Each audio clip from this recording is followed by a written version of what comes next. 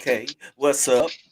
You know the rest. We're back with a special pre-game live for the Celebration Bowl, which is going down in about 30 minutes. The Rattlers of Florida A&M University versus the Bison of Howard University, as they say, the real HU. So with that, I'm back with the team. We about to just have a little fun with it as we get prepared for the kickoff that's coming up and the excitement around this game. So as I always do, let me open it up with the crew. If you got any what's up, some shout outs, whatever, to get us going. What's up? McKee, let me go to you. Yeah, what's up? Shout outs and promos for the fans. Uh, Tune in tomorrow as we do our normal discourse and our analysis on the MEAC, CIAA, and HBCU and all sports. But we'll have a 15-minute segment with the brother Michael Dearman, former CIAA great, high school great, and his son is a star at Guilford College. And he's going to talk a little bit about the decision-making process that parents go through when deciding who to sign with. And that's a big topic right now with some of those comments that came out of Alabama A&M from our brother Dwayne Taylor the other day, saying what HBCUs could be used for. We'll talk about that on the show coming up. And Coach Terrence Graves, the new head coach of Southern University, responded on Facebook to those comments in contrarian fashion. Yeah, that's going to be good. New Year's show, we're going to have Carl Sharpton who's going to talk about his book and get us ready to be positive and goal oriented in the new year. Former Naval Academy man, corporate executive Carl Sharpton, stay tuned for that. And Biographies TV, we got some stuff coming up for that. I'm gonna put some stuff on the Facebook page for that. Let's get it on. That's all I got. All right. D, what you got?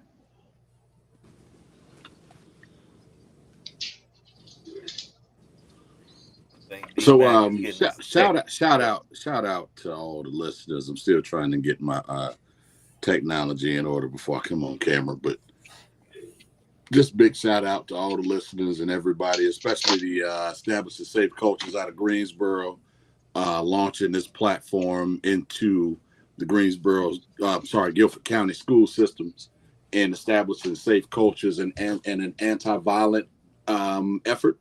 So want to thank, of course, shout out to Gene Blackman and that crew for what they're doing for the efforts in Greensboro. Stop the violence. No doubt, no doubt. Yeah. Ken, yeah. Yeah. Did you call?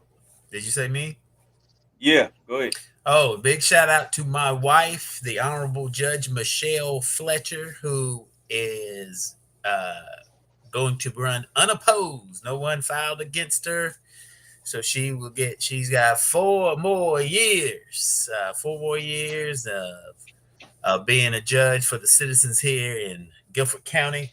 And we're just so proud of her and happy for her and so glad we don't have to run a campaign. So shout out to my wife, big up. So proud of her. I think this might be her swan song, but but we shall see. No doubt, no doubt, no doubt. Congratulations to my sis-in-law. All right, all right. Well, look, as we know, in less than 30 minutes is a kickoff to what we've been waiting on.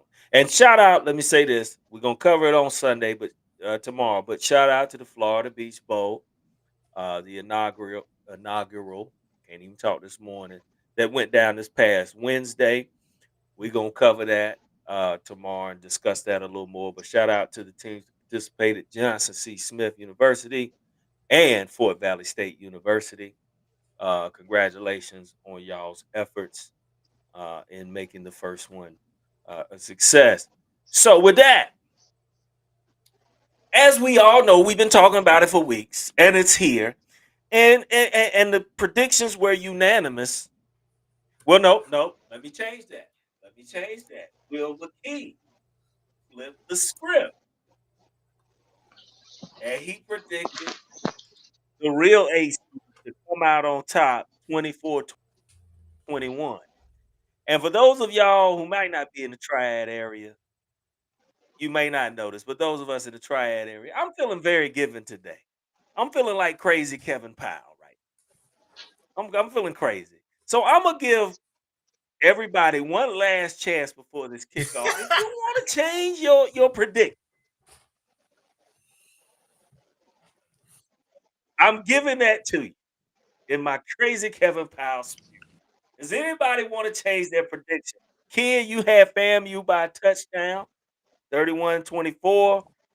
D had Fam in a landslide, 3 touchdowns, 31-10. Woo. I had Fam by 2 touchdowns, 20. And like we say, Will McKee, you had HU 24-21. I'm gonna go to Ken because Ken told me he got some inside Inside info. information from Howard So what? University camp. Yeah. So do you want to change So up? here's what I didn't know. I got to do my Lee Corso first. I did not know that Howard averages more points per game than FAMU does.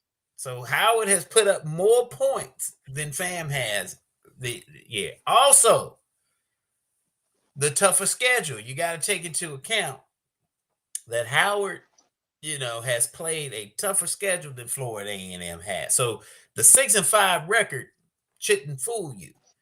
Also, what MEAC is what 7-1, and then the last 6-1. 6-1, and the last 2 Celebration Bowls they come in as underdogs, correct? And the underdog has won each and every time. That being said, give me that headset. No. Uh-oh. I'm going to stay with Florida A&M, though. Not so fast. I'm going to stay with Florida A&M. They're having a great season. Florida A&M has been tested before. I think they're going to be ready for the game. And I think they are aware of Howard's potential to score. They are aware of the past 2 letdowns that the SWAC has, and they want to prove they are SWAC now. They not MEAC, they are SWAC. I'm staying with my prediction, but I'm changing the score. I think it's going to be 27-24. I think it'll be a lot closer game than we think it's going to be. But Florida A&M pulls it out at the end. They score a touchdown. They'll be down 20-24, and they'll score a touchdown at the end to win the ball game. 27-24, coming down to the last possession. You heard it, family. You hurts my heart. All right, so he's sticking with his gun. I'm a MEAC guy. As most have said, this is still MEAC. But we ain't gonna get into that. You're right. I think Fam wants to prove their SWAC. But let me go to D. D, any changing up? D said, "Ain't no change." He said, "If I'm changing up, I'm hanging up." I'm actually looking for. There you go. That's what I'm talking about. Because I thought what I saw when I did the comparison, I thought the FAMU. So I just got some new details. I thought FAMU averaged more points per game than Howard, but I think it may have just been in the average in the wins. Is what I think their margin of victory was larger than Howard's. Yeah, but that was all. But no, I'm sticking with mine. 31-10. Right. And with McKee, now you changed it up. Now let me say this too. Let me say this. McKee, I know you were thinking Fan first. You already changed it up, going against everybody else. I'm just. This is more of a speak now or forever hold your peace. Are you still content with your prediction of the Bison coming out on top? Yeah, y'all want to sing "Baby I'm Yours" with me again? Y'all will sing that if you don't believe it. If you don't believe, let me say something. I'm always ready to sing that.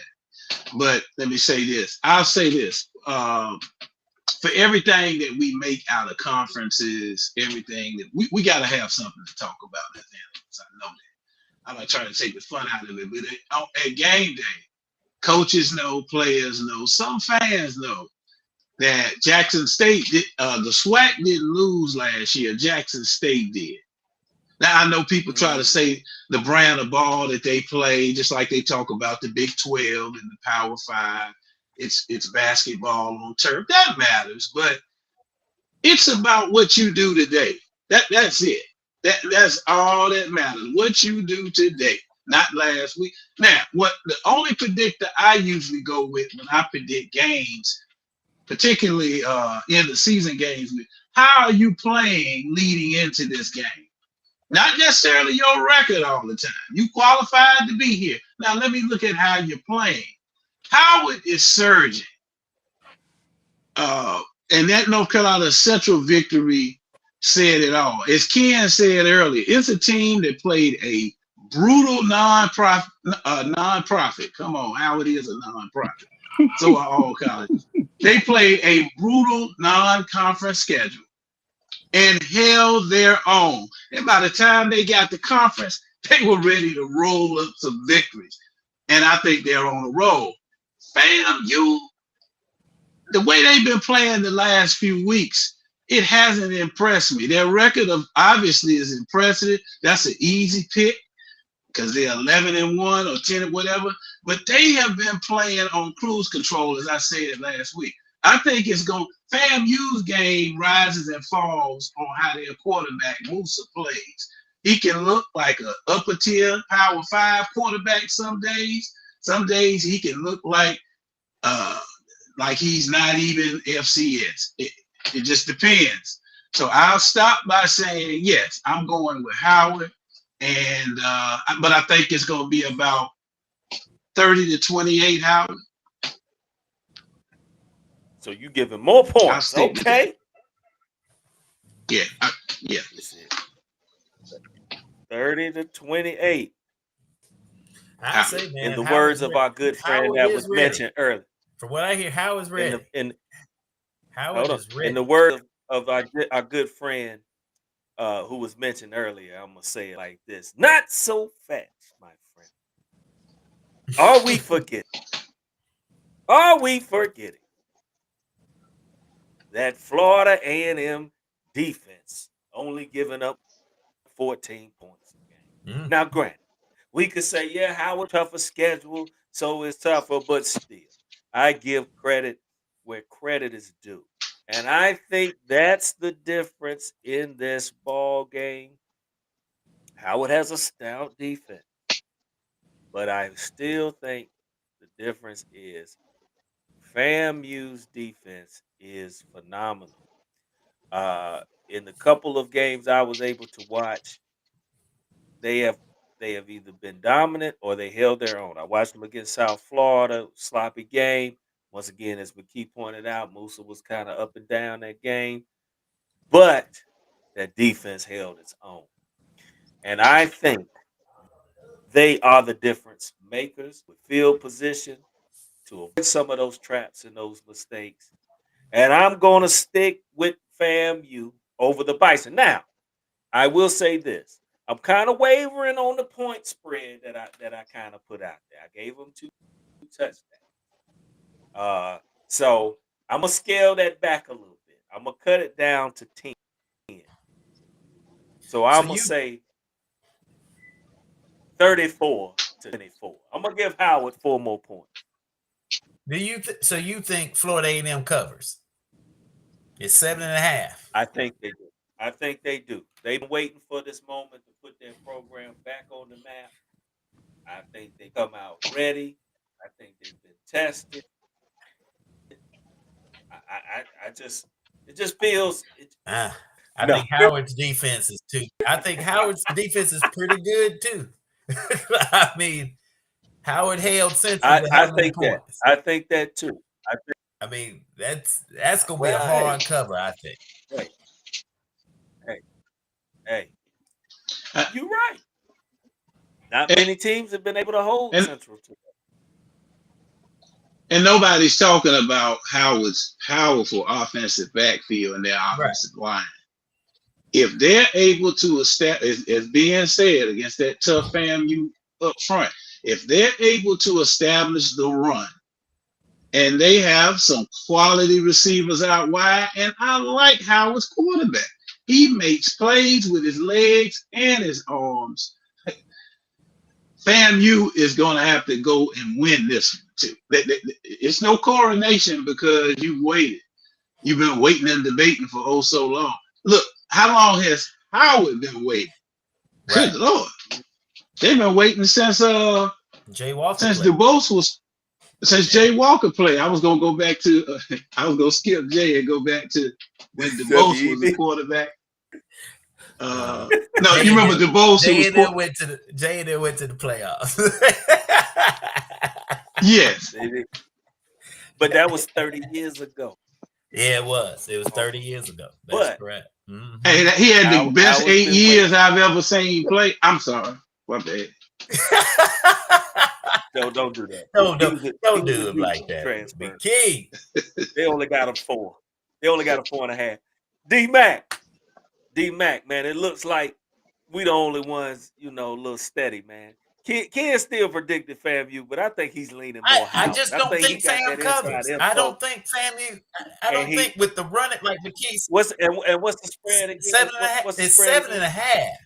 Seven and But a with half. the Howard running Seven game, and a half. with the Howard running game, which can control a clock, their defense is Mm-hmm. not bad.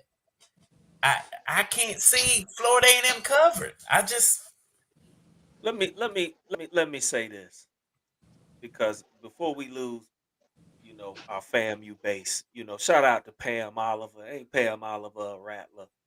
Shout out Nate Newton, Damn. Ken Riley, all them rattlers. Shout out to y'all. Howard's got so many alumni. We don't need to run through them. They got the VP. So, but shout out to all. No, Who who will seriously, be there today? yeah. Shout out to all the alumni Mm-hmm. of these wonderful schools. And that's why it's a celebration. You get to celebrate the greatness of your institutions. So y'all relish in that. So we salute you, you all Yeah. that attended the great university. So show out, show up, and show love. But I still think the Rattlers strike today. So with that, let's get some final thoughts so we can get and they cover. ready for the game. Howard So rushing yards average 180.9. FAMU gives up half that. I was about So that'll tell the thank you. story. Stop. But Very true. that's also the reason. See. Also, Howard averages 28.7 points a game. FAMU averages 30.7. 30.7. And they give up I think 14.3 that to 23. Howard's 23.2. Yeah. So typically, it's always hard to And call in college because I think that again, 23 average is counting. yeah, it's always hard to call in college because when you cross over, you have to look at strength of schedule, which is what I've been looking for and can't find it. But when I do compare, they look about the same. Howard's big wins over Central, FAMU's over Prairie View twice, and then Hard to beat a team twice. I think it's Alabama and A&M, Yeah. and then Central over Norfolk State. So, Well, let me say this to kind of close it out. Let me say this, because as we know, the MEAC is that schools. It's looking kind of, what if-ish on the MEAC side. Does the implications, if the MEAC pulls it out? Well, I know we said it's Howard and those individuals. McKee, you made a great point when you said, it's Jackson State. But let's say a Howard wins this. Is it impactful for the MEAC in order to kind of hold things together with all the losses they've suffered in the past couple years? I know this is more of a conversation for the show, but I had to throw it out there since that was brought up. because they're down to six football schools, but they've been dominant. But much of the dominance was A&T. I think A&T won four of them, and they're no longer in the MEAC. Central State, South Carolina State have won them. How is this bowl essential to try to kind of keep the MEAC together, to keep them alive, the mystique? And can it bold as something attractive to try to encourage some schools to come up? What do you think? Because I think this game is very big. It's bigger for the MEAC than I think it is the SWAC. Talk to me. I'm gonna go to McKee first. Uh, I don't think so. I think maybe morally, maybe. But that school HBCU, uh, the HBCU show called, but growing that conference is got to come from schools that are able to play at that level financially and can sustain that. And moral victories don't pay tangible bills. Yeah, I got you. D, what's your thoughts? Oh, and this was the give me the question one more time. I got distracted. Do you think the significance of this bowl game can Oh, kind of well, keep the if MEAC Howard together, wins, you the mean? mystique? Well, just the game in general, and yes, if Howard continues the dominance of the MEAC, will it sustain? Is this game enough to sustain that confidence?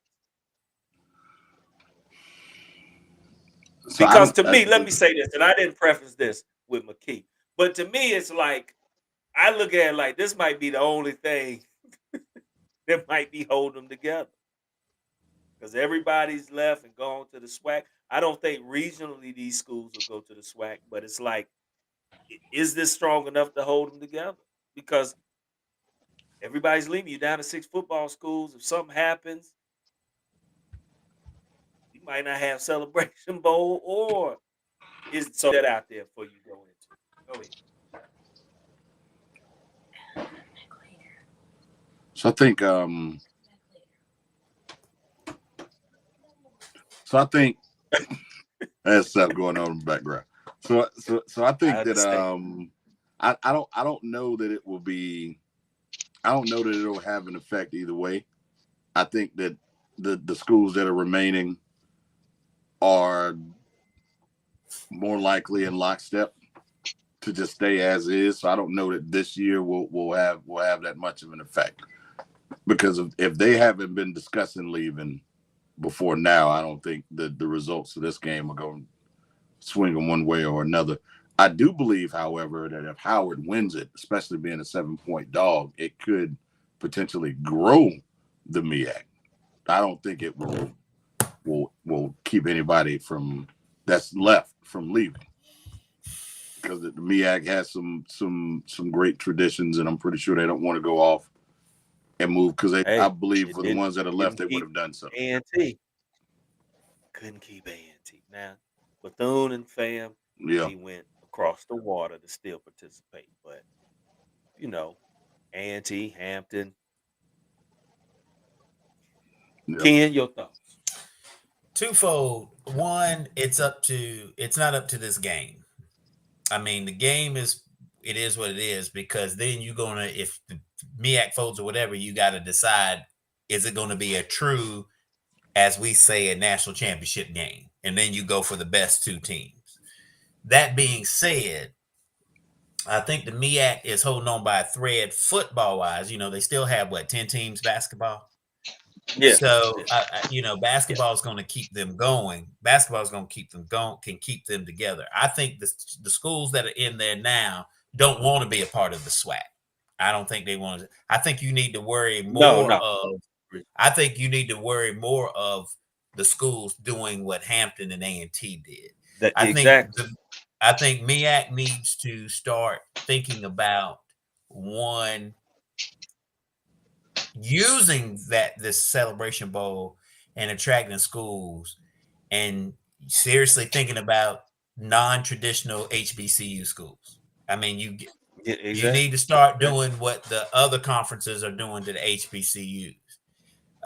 Hats off to SWAC for keeping their core group and these schools not wanting to jump ship. Hats off to Bethune and Florida A&M wanting to stay, even though they weren't happy with the MEAC, but wanting to stay in a traditional HBCU conference. But it's up to the MEAC brass. You got to be creative. You've got to go after these teams. You got to promote the tradition with some of the teams you have, and then you just gotta you gotta start thinking Mm, outside that box to save the football or yeah, whatever, and then make it what it is. What is the Celebration Bowl if you want to keep it, or does it change or evolve? yeah, So yeah, yeah. that's my I take. I got don't you. know how you. And that's well, that's the thing I'm trying. I was just trying to get at because just like you said, if you do attract other teams that might not be HBCUs, then can it be the Black National Championship? Yeah, then it's It's yeah, it's it's many like dynamics, but I kind of see for some of these programs, with the hopes of a Delaware State, a Norfolk, um, a Morgan, and stuff that they can keep competing and get their opportunities to play for the Celebration Bowl title to reap the benefits because we know it's a financial game. We got to step up as alumni and give as well, but and we right we got now, to it's be like fools. I think I just be honest. I think Celebration Bowl is kind of keeping it together. Yeah, but we Okay. got to be fools to not think teams such as Howard aren't being courted Exactly. constantly. Exactly. I mean, So that's why. And you gotta be with the realization because Yeah. Howard brings and, also much more. Howard has and soccer. Howard Yeah. has Go they ahead. so Yeah. I mean you gotta yeah, look at that as well. Go ahead, McKee.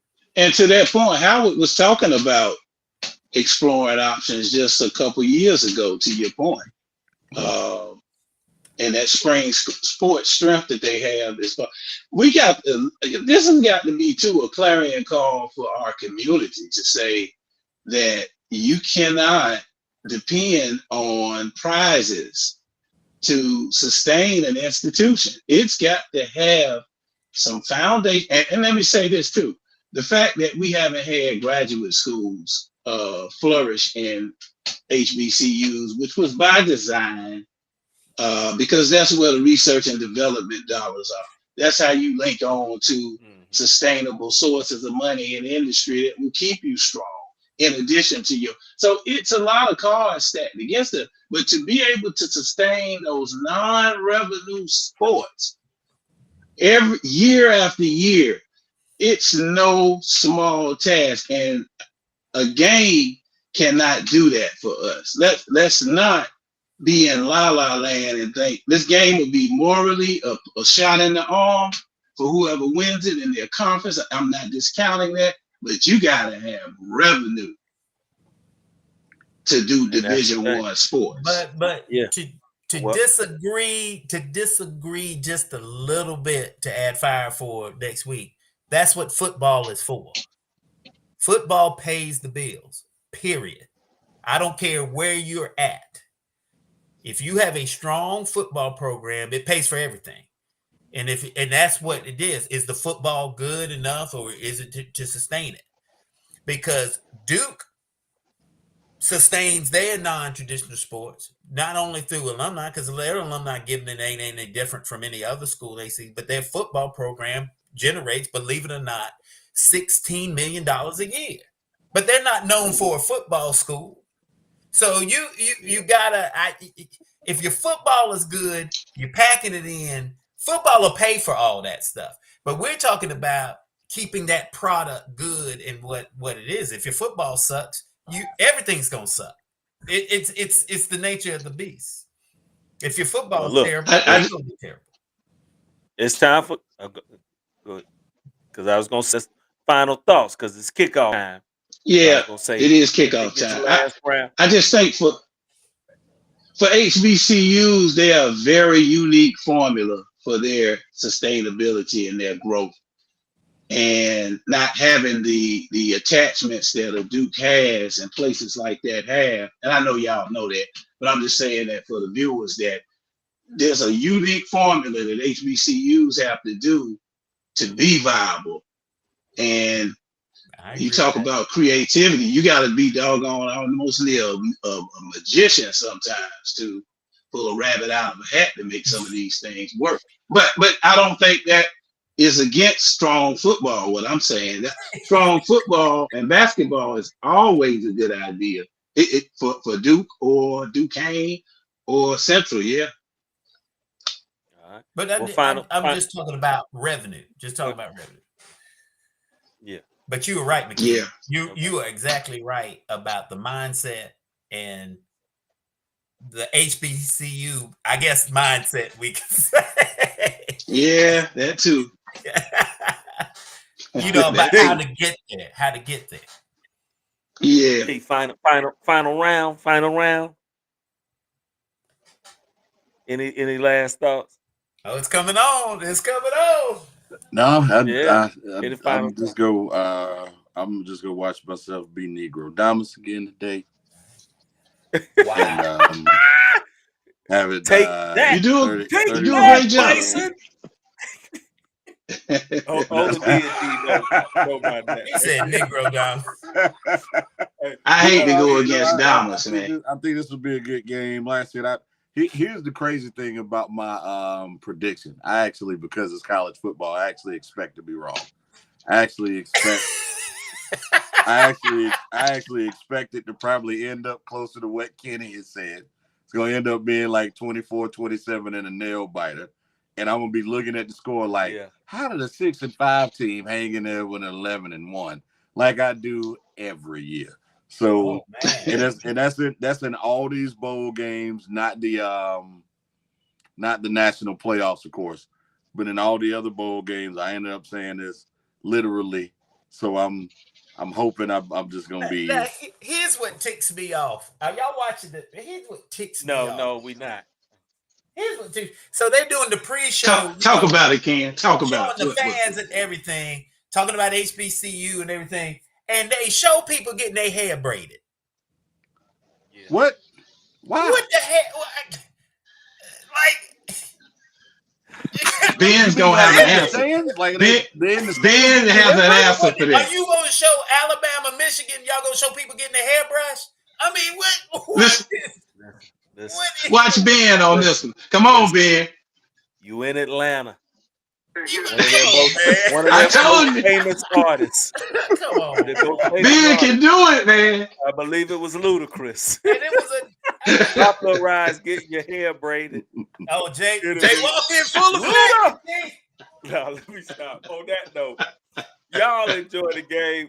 Remember, Sunday night. That was good, man. That was good. We'll be back. Y'all enjoy your Saturday. Enjoy we out. Hey.